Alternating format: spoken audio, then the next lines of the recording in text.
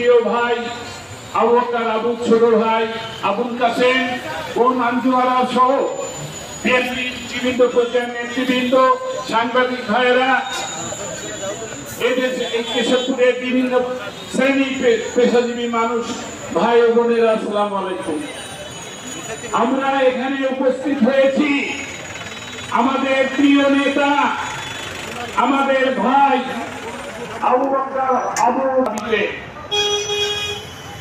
আমরা কথা বলতে পারি নাই, বিচার চাইতে পারি নাই।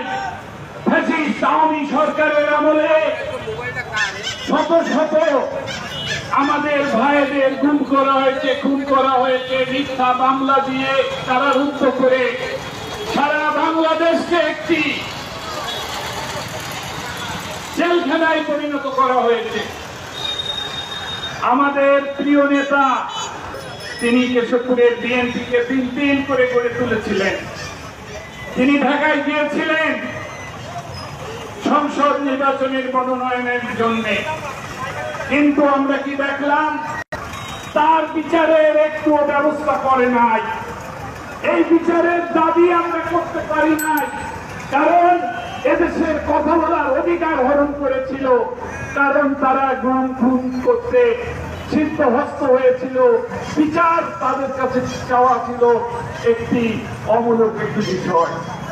আজকে সময় এসেছে আমরা কেশবপুরের বিএনপি ঐক্যবদ্ধভাবে আমাদের এই প্রিয় নেতা আবু হত্যার বিচার করে আমরা ইনশাআল্লাহ ছাড়বো, এ আশা করতে চাই। আমরা আশাবাদী আমাদের এই যে বর্তমান অন্তর্বর্তীকালীন সরকারের কাছে আমাদের দাবি যে সঠিক বিচার আপনারা যেন করবেন। আমাদের এই প্রিয় আবু বকর হত্যার প্রকৃত হত্যাকারীদের বের করে আইনের মাধ্যমে তাদেরকে ফাঁসির কাছে আপনারা নিয়ে আসবেন। আমরা এই মানববন্ধন থেকে আহ্বান জানাই। এর পরবর্তীতে আমরা সকল পর্যায়ে ঐক্যবদ্ধভাবে এই বিচার যাতে সঠিকভাবে বিচার এই সরকার করে সে ব্যাপারে আমরা পদক্ষেপ নিব। আমরা সকল প্রশাসনের সাথে যোগাযোগ করব ইনশাআল্লাহ, এবং এসব করে আমাদের এই বিএনপির কর্মধর আমাদের আবু বকর আবুর বিচার করে সেই আইনের আশ্রয় নিয়ে আইনের মাধ্যমে তাদেরকে ফাঁসি কাস্তে ঝুলানোর সকল ব্যবস্থা আমরা ইনশাআল্লাহ করব আশা করে।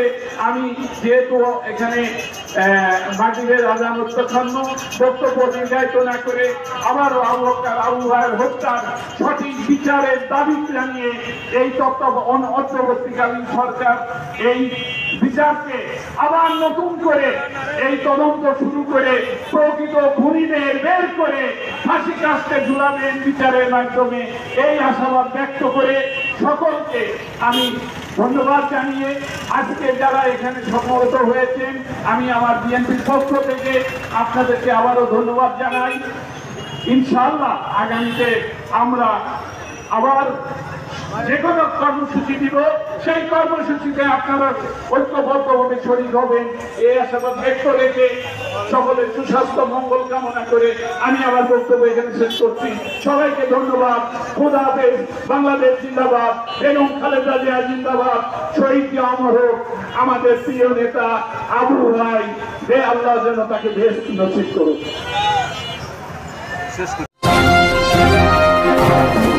সত্য প্রকাশে আপসীন স্বাধীন ৭১।